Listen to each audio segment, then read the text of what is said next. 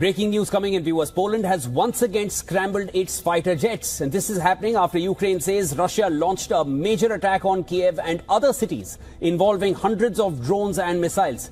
At least 4 people were injured. 4 people were killed, including a 12-year-old girl in the capital and other regions. Poland scrambled fighter jets to secure its airspace in view of these strikes.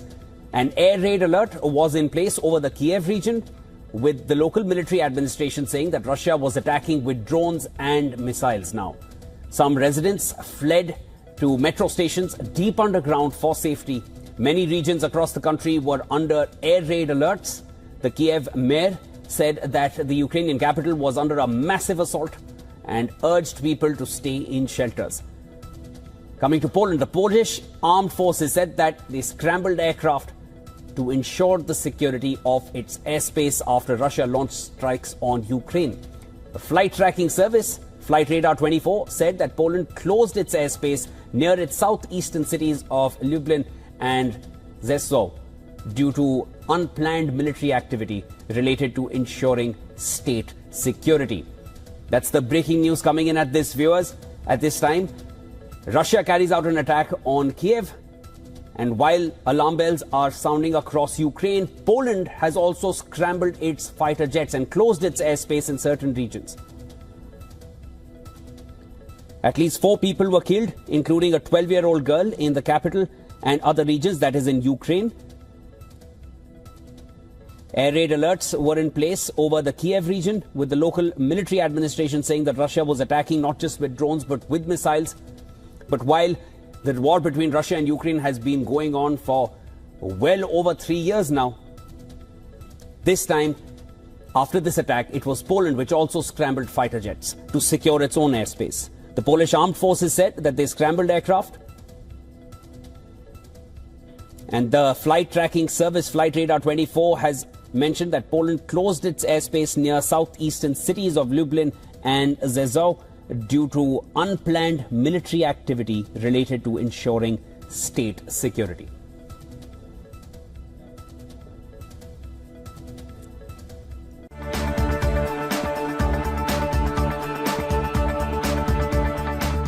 The Russia-Ukraine war has entered fresh phase of escalation with an unprecedented 12-hour attack on Kyiv.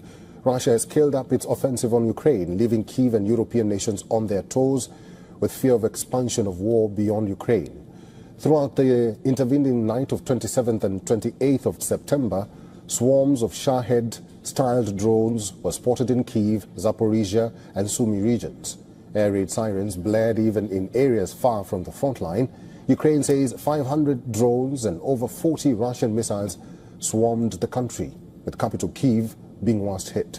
Now, according to Ukraine, Russia also scrambled Tu-95 bombers and MiG-31K bombers during the attack. At least 4 people were reportedly killed, with several residential and non-residential buildings catching fire in Kyiv. The latest activity comes amid increased tension and rising fears of a wider conflict spilling into Europe. During the latest Russian offensive, Poland closed airspace of its 2 provinces bordering Ukraine. Poland's Air Force said it deployed Polish and Allied aircraft to secure its airspace. Flight tracking service Flight Radar 24 said Poland closed airspace near its southeastern cities of Lublin and Rzeszów due to unplanned military activity related to ensuring state security. Ukrainian President Volodymyr Zelensky called Russian attack vile and vowed to respond to the attack. Finland president said Russia is targeting civilians in cold blood. The EU and NATO are flexing their muscle in the light of Russia's alleged airspace violations and drone sightings. President Trump has backed calls to shoot down Russian planes that violate NATO airspace. NATO has announced that it was upgrading its mission in the Baltic Sea with an air defense frigate and other assets. Defense ministers from about 10 EU nations have vowed to build a drone wall. EU leaders are set to meet for an informal European Council in Copenhagen on Wednesday. The agenda is to discuss how to strengthen Europe's common defense and the support for Ukraine. But before the high-stakes meeting, Denmark has announced to ban all civilian drone flights across the country for the week. According to Denmark, unidentified drones were observed near military installations overnight on Saturday. In neighboring Norway, police say they are investigating possible drone sightings near the Åland Air Force Base in the central region, the main base for Norway's F-35 jets. Russia has denied all the allegations. Speaking at the United Nations General Assembly, Foreign Minister Sergei Lavrov warned NATO and the European Union that any aggression against Russia will be met with a decisive response.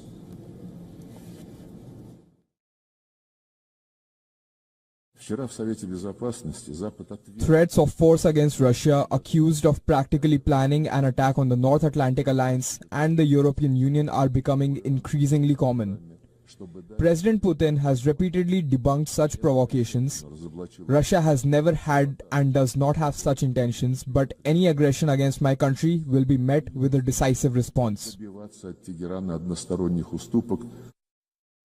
If we talk about alleged Russian violations and drone sightings this month, Poland had detected drones in its airspace on September 10th. Romania also detected drones in the country's airspace, which were tracked down by 2 F-16 jets.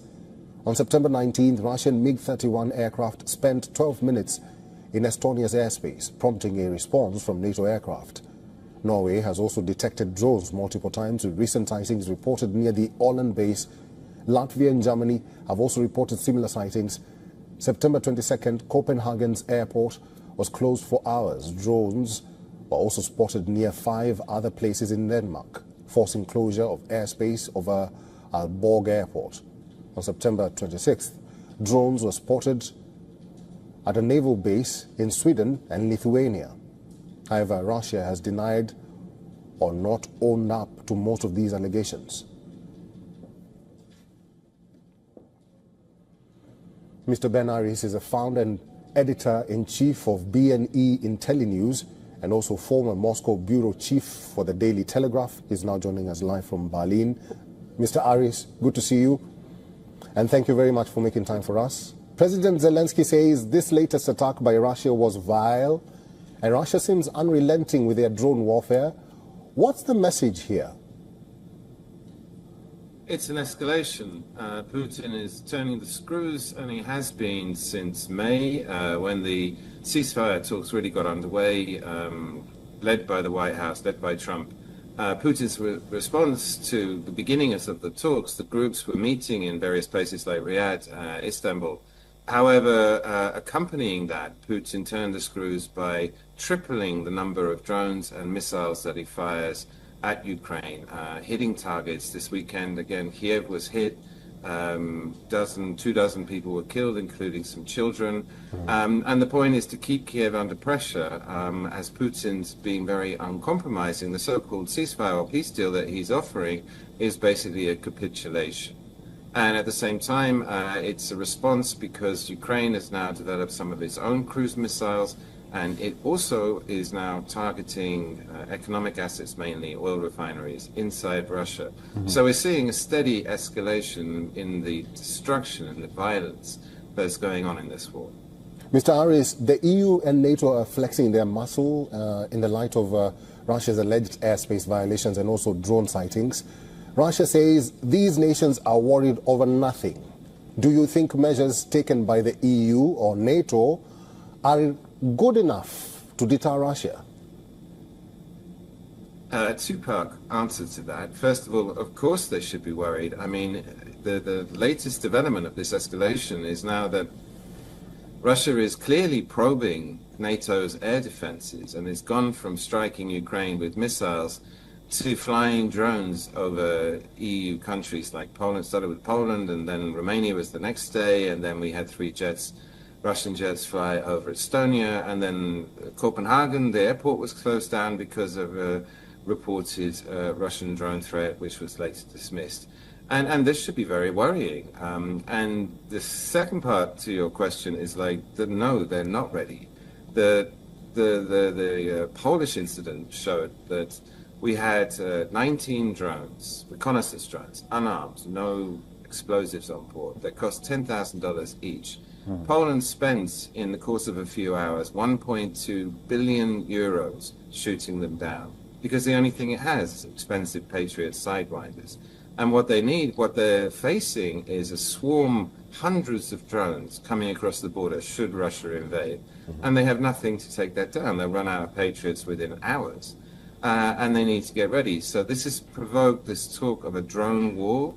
And then we've had like the Polish foreign minister in Kiev, and the Ukrainians are offering to help. Basically, Ukraine comes into its own, and it has this technology, it has the production, it's making 2 million drones plus, it's going to make 4 million this year, and they're going to sell that to the EU.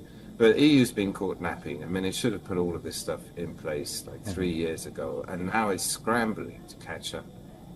All right, Mr. Ben Aris, it's good to see you. Thank you very much for talking to us today.